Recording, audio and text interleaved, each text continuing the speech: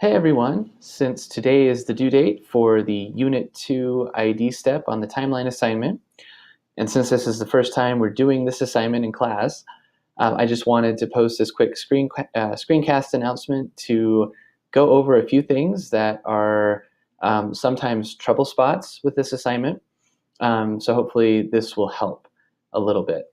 Also, a couple of you sent me some emails asking specific questions about your own posts. So hopefully I'll be able to cover those here for you in this video.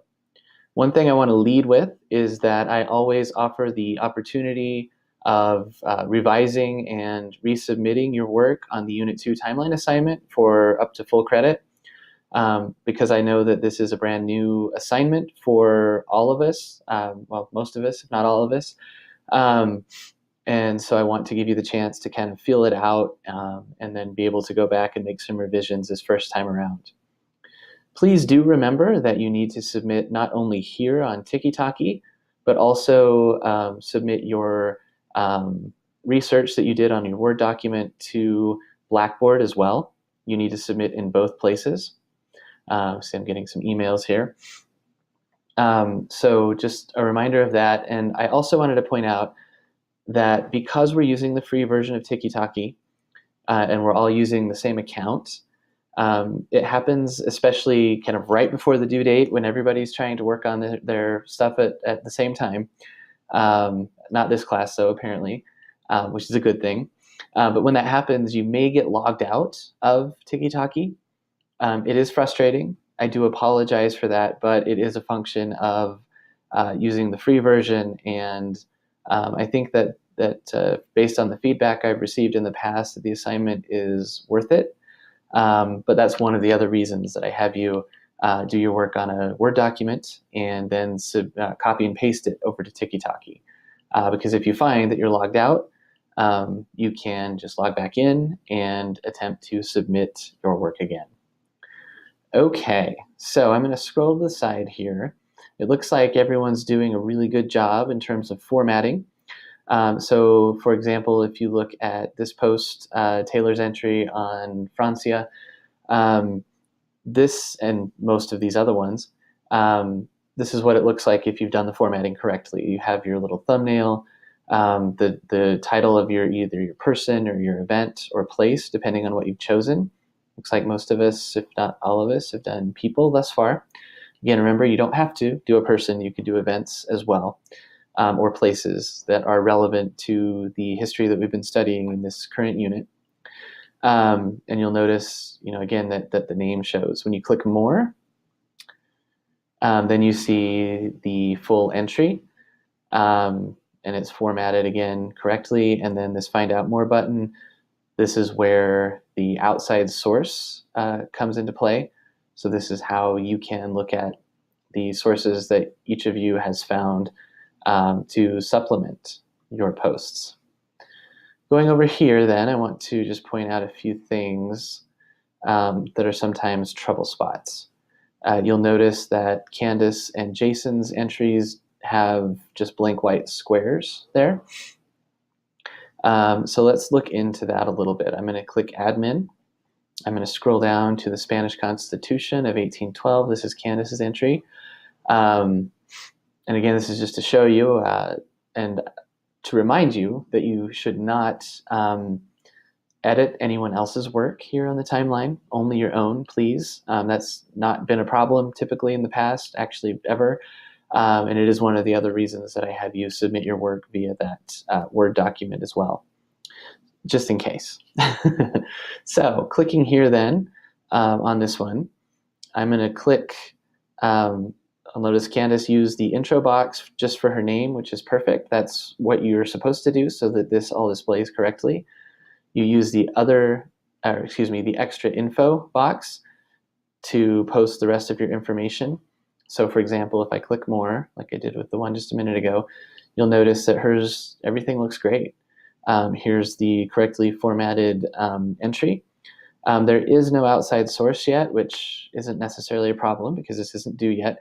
Oh, but here is her outside source. So let me just show you. I'm going to get this out of the way momentarily. I'm going to copy this, And then I'm going to go back over here to the basic info, click link, and paste the URL right there. Click save. Please click save often for the reasons I've already mentioned, just in case you get logged out.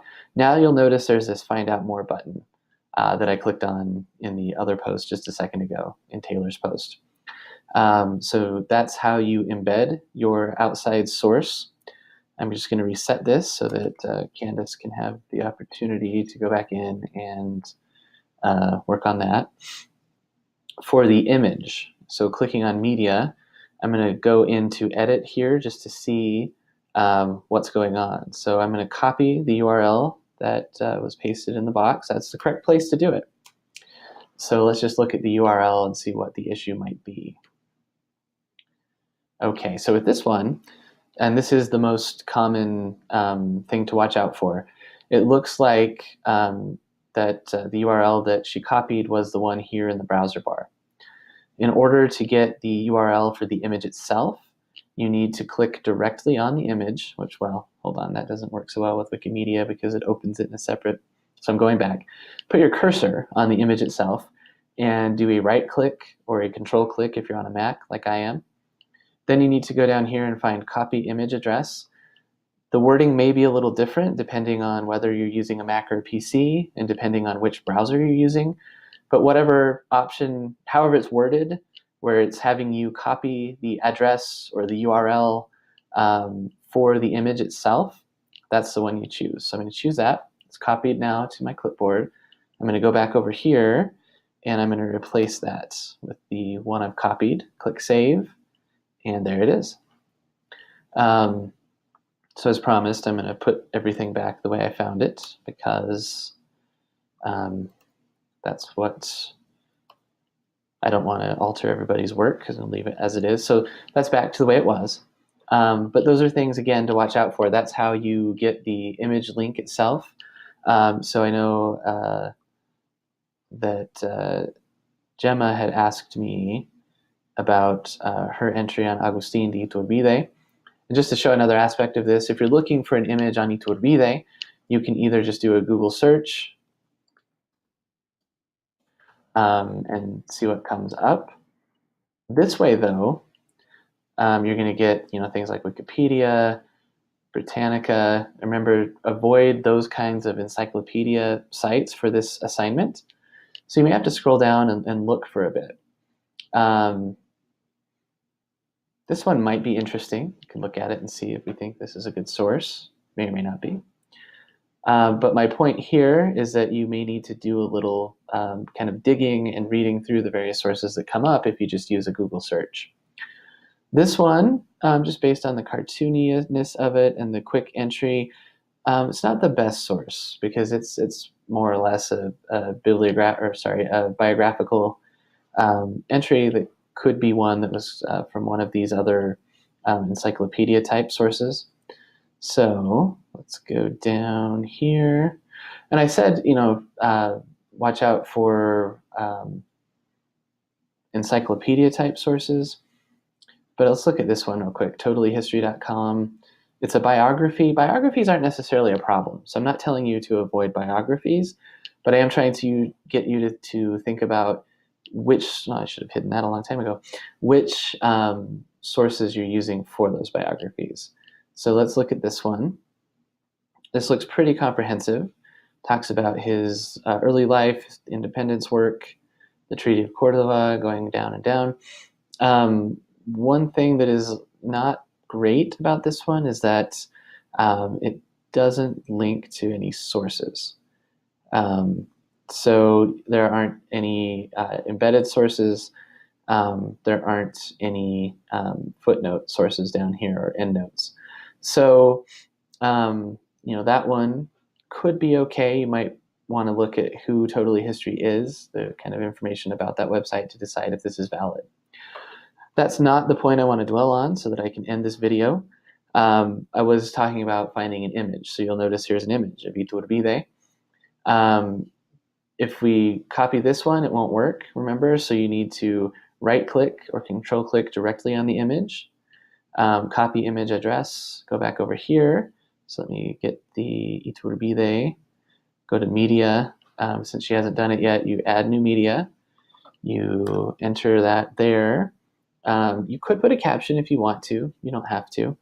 Click save. And there he is. So that is the way to do that. As promised, I will put things back the way I found them. And there we go. I hope that helps. The other thing, sorry, I've taken too much time here, but the other thing I do want to talk about, I'm going to click on the Battle of Ayacucho. No, that one's not done yet, which again, it's fine, not due yet. Let me click on this one, Treaty of Guadalupe Hidalgo. Nope. We will find one. There we go. So on Jose de San Martin, Victoria's work here, you can see she's given a background biography on him. And in this last paragraph, she's talking about what he is most known for. So he's most known for leading a strong army to overthrow the Spanish royalists. You can kind of read through the details of that above. This is getting toward that point of historical significance that is part of this assignment. And this is something that can be a little bit difficult. It's something that I often ask folks to revise. What I'm asking you to do with the historical significance piece is to explain why your person or your event that you've chosen is significant to the history of Latin America. So this is what he is known for. This could be why he's important. But he took political power in Peru and declared independence in Peru. This just needs just another step, maybe one more sentence to say why that matters. What kind of independence did San Martin bring to Peru? Was it in a more conservative vein, kind of just following on the way things had been going there? Did people support him in his push for independence? And again, why does that matter? How did that fit into the rest of the independence movements? It is possible, so as I've noted here, it's very possible to say a lot of things that are significant about your topic without actually addressing its historical significance. So again, what I mean by that is in order to address historical significance, you need to draw a conclusion and you need to say, this is why this person is significant. This is why his movement into Peru for independence was important and why we should all know something about it in order to really understand Latin American history. All right, so I hope that's helpful. Just wanted to give you a sense of the things that we're looking for with this particular assignment. If you have any questions, don't hesitate to ask. I will be scoring your Twitter work soon. I've had some good conversations with many of you there already. I just haven't been able to kind of sit down and score all of those. I'll also be giving you feedback on these as quickly as I can over the next few days. So look for that. Based on that feedback, you have the option to revise to earn up to full credit. And when you do that, you only need to revise here on Tiki-Taki. You don't need to resubmit to Blackboard. But that does mean you should email me to let me know that you've made some revisions and that I should go in and update your score. All right, have a great rest of your Wednesday, and I'll talk to you soon.